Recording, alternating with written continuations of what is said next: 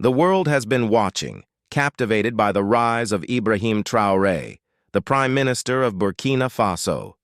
His journey has been one of extraordinary resolve, leadership, and sacrifice.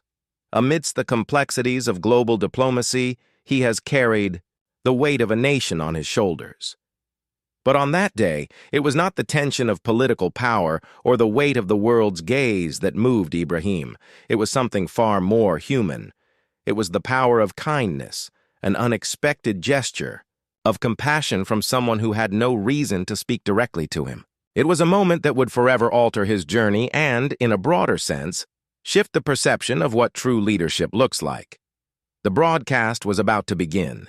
Cameras flashed, lights brightened, and the room filled with the noise of preparations. Behind the scenes, Ibrahim Traoré sat alone, moments before his live televised address to the world. The weight of the moment was palpable. The air was thick with anticipation.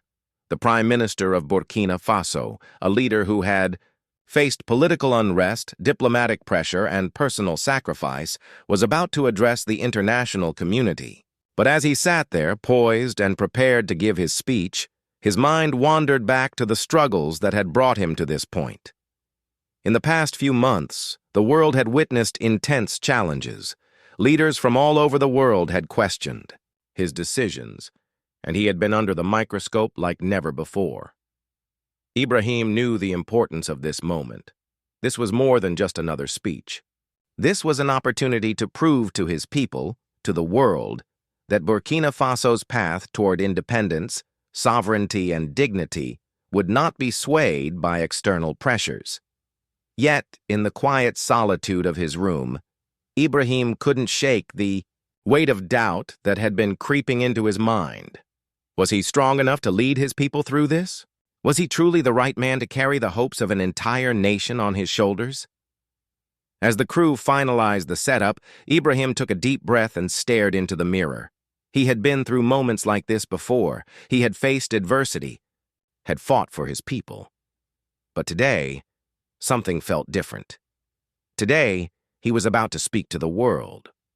His heart pounded in his chest, but there was something else too, something unexpected.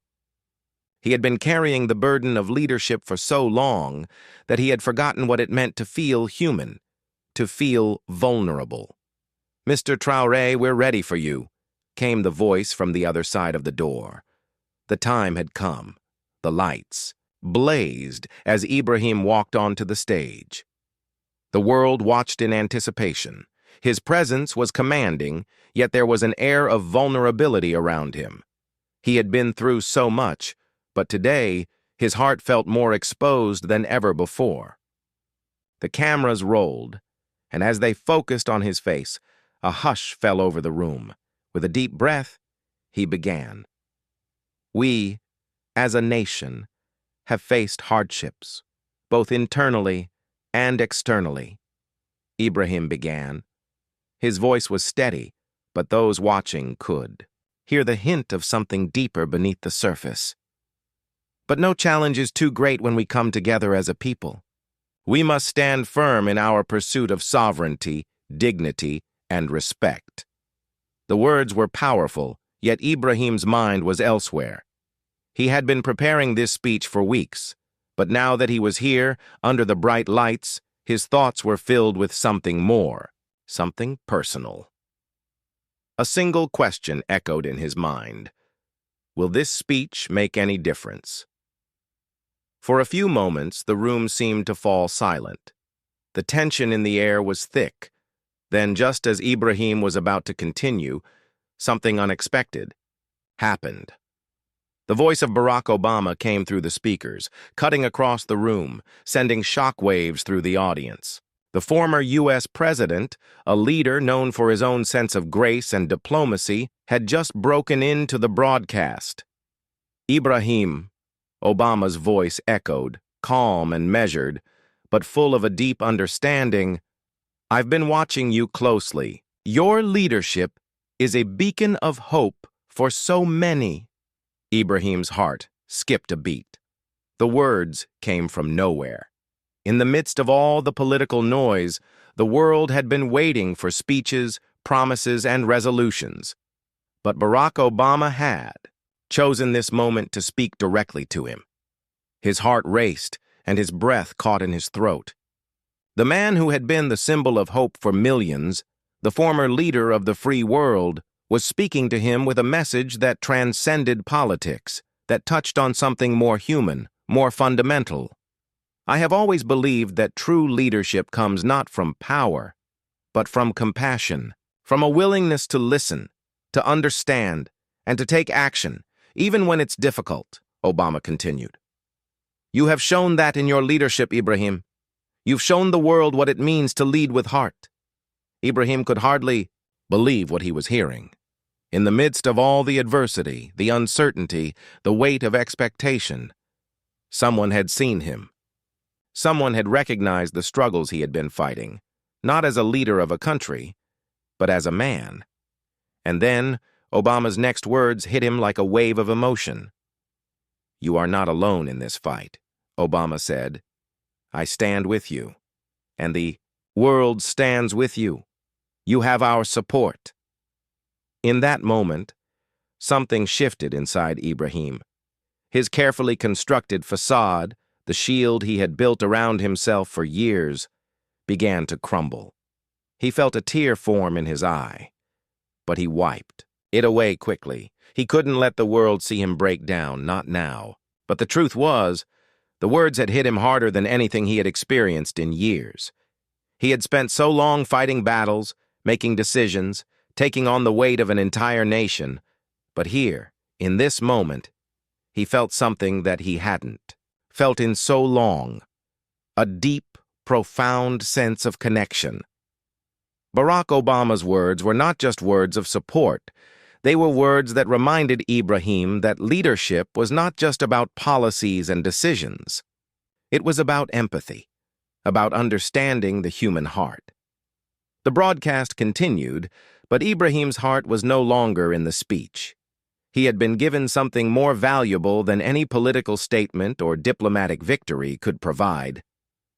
He had been given the gift of humanity, of kindness, a reminder that even in the darkest times, there was light.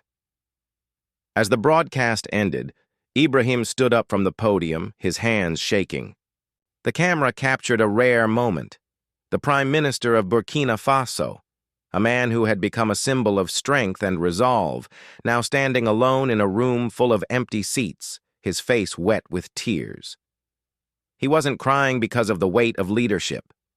He was crying because, for the first time in a long time, he felt seen, he felt heard, and he knew in that moment that kindness, pure, unspoken kindness, had made all the difference in the world. In the days that followed, Ibrahim Traoré's emotional response went viral.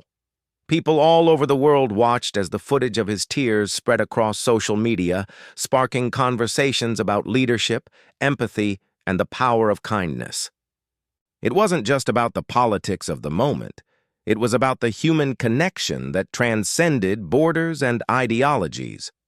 Messages of support poured in from every corner of the globe. People sent letters, donations, and words of encouragement.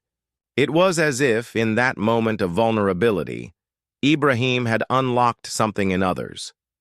They saw him not just as a leader, but as a person who, like everyone else, needed support, compassion, and kindness. For the first time, Ibrahim truly understood the power of human connection. He realized that leadership wasn't just about making the right decisions. It was about being present for others, about leading with kindness, and about showing people that no matter how difficult the journey may be, they were never truly alone. Ibrahim stood in front of the mirror that evening. He smiled, a smile that was no longer just a facade, but a genuine reflection of the gratitude and hope he felt in his heart. He had been reminded that sometimes the greatest power in the world is the power of kindness. And as he walked out into the night, ready to face whatever challenges lay ahead, Ibrahim Traoré knew one thing for sure. He wasn't just a leader. He was part of a global community, united by the simple but transformative power of kindness.